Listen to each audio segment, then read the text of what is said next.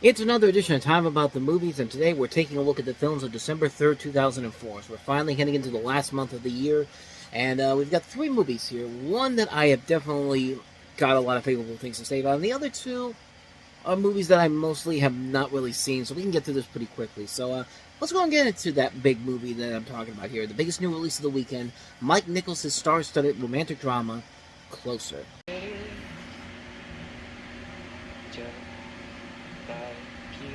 I see with his face, this vision.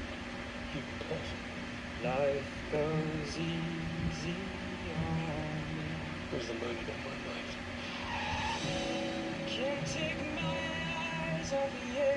You came to, you said, hello, stranger. What a floozy. Can't take my eyes off of you. I love you. I love everything about you. You're wonderful. Don't ever forget it. Good. Come here. Whoa. No kiss strike. Not tonight. I don't want trouble. I'm not trouble. You're taken. You kissed me. What are you, 12? My boyfriend's here. Is he away? There. He's very pretty. She's very tall. Did you have sex with him? Yes. Is he good? Answer the question! Why are you doing this? Did you ever love me? I'm waiting for you. Do what? Leave me. I totally love you. What is this? You're lying. I've been...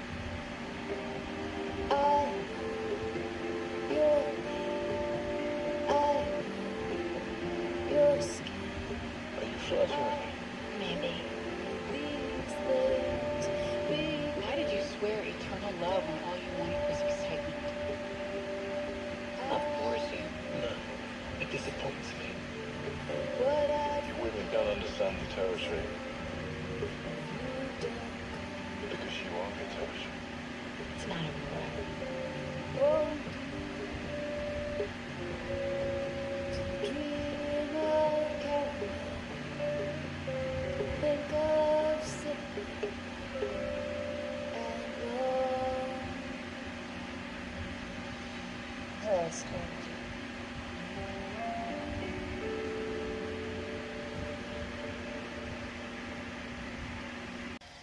I find it kind of amusing that Natalie Portman says that Julia Roberts is tall when you literally had a scene before that where Jude Law and Julia Roberts are kissing, and he's literally taller than her to the point where he's holding the back of her head, and his hand is literally bigger than her head at that point. I mean, I don't know. I found that kind of amusing, but and also we're 67% through the Jude Law movies of 2004 with 5 weeks to go in 2004, so we're halfway there, folks. We're halfway there. In this movie, he plays a smart but ineffectual journalist named Dan who can't decide between his girlfriend, a loving but clinging waitress Alice, played by Natalie Portman, or his lover, cold but intellectual photographer Anna, played by Julia Roberts. Herself indecisive between Dan and honest but thuggish Dr. Larry, played by Clive Owen, and the film puts the four leading characters into a box and strips them apart. So basically, instead of a love triangle, it's a love square at this point, because Clive Owen is Jude Law's cheating on Natalie Portman with Julia Roberts. Clive Owen is cheating on Julia Roberts with Natalie Portman. Basically that. It's based off of a play of the same name, the playwright Patrick Marber actually wrote the script for this, and it's been seen as kind of a modern and tragic version of Wolfgang Amadeus's Kussi van Toot opera from 1790, with references to the opera in both the plot and the soundtrack. And the film itself is really, really good. It reminds me a lot of Eyes Wide Shut, which is one of my favorite movies of all time. It's like Eyes Wide Shut times 2, except this time around it's more...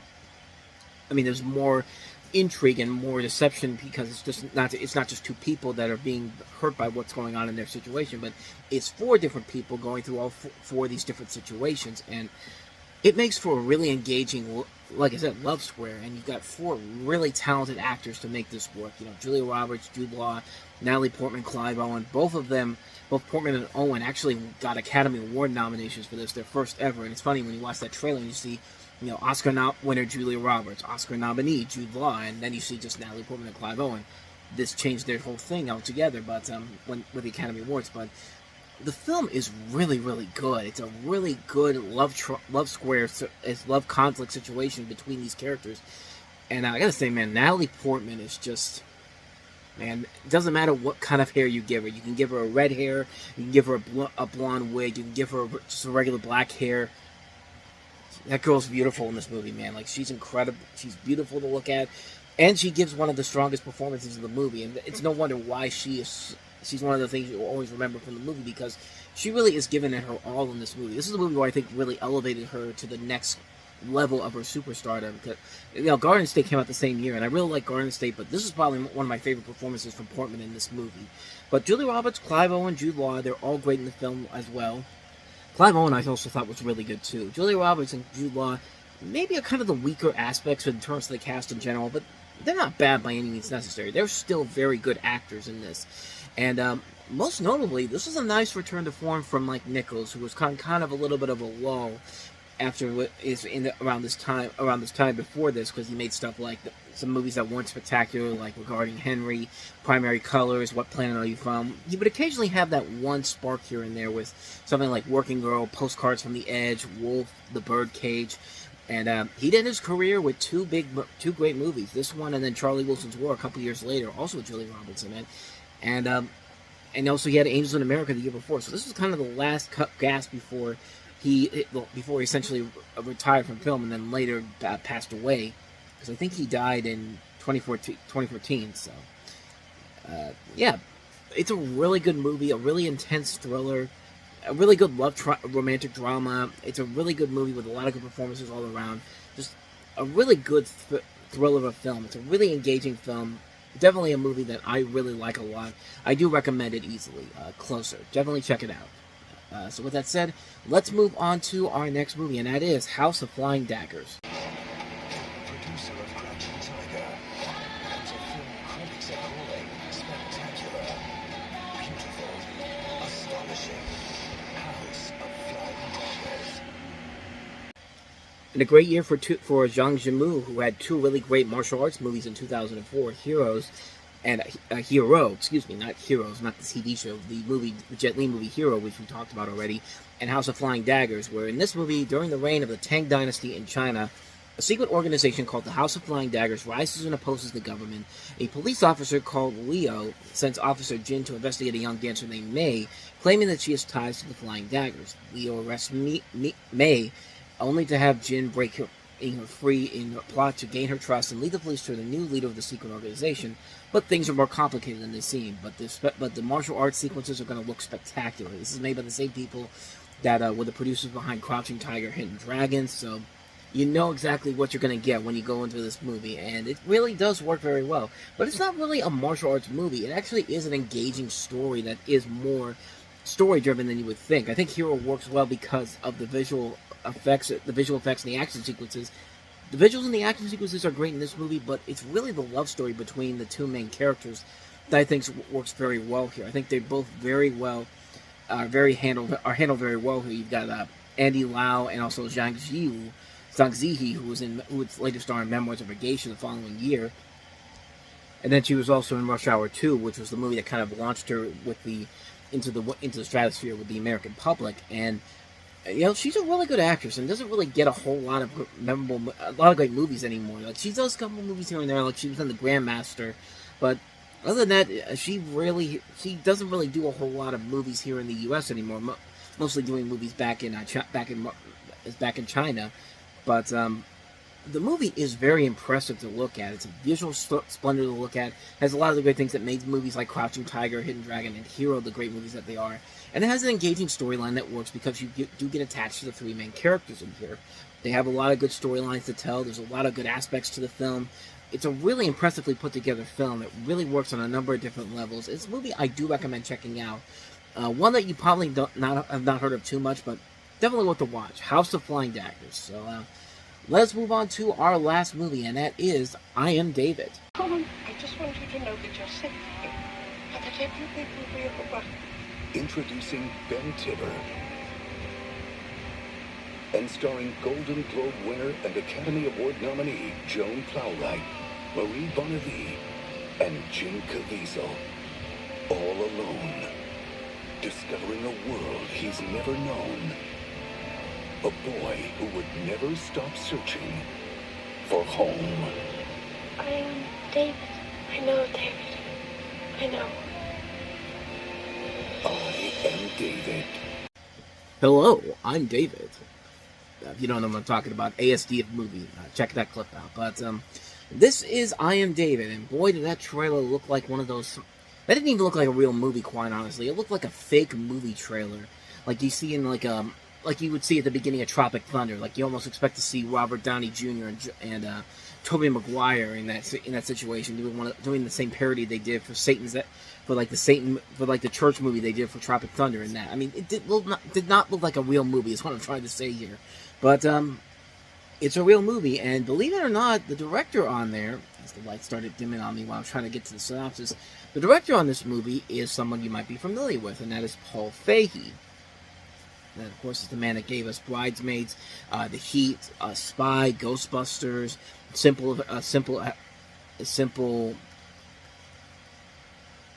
can't I remember the name?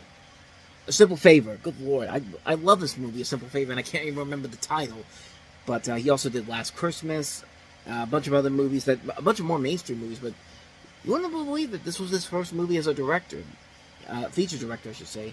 But in this movie, you have a 12-year-old named David who escapes from a communist concentration camp with little more than a compass, a sealed letter, and a loaf of bread, and instructions to carry the letter to Copenhagen, Denmark.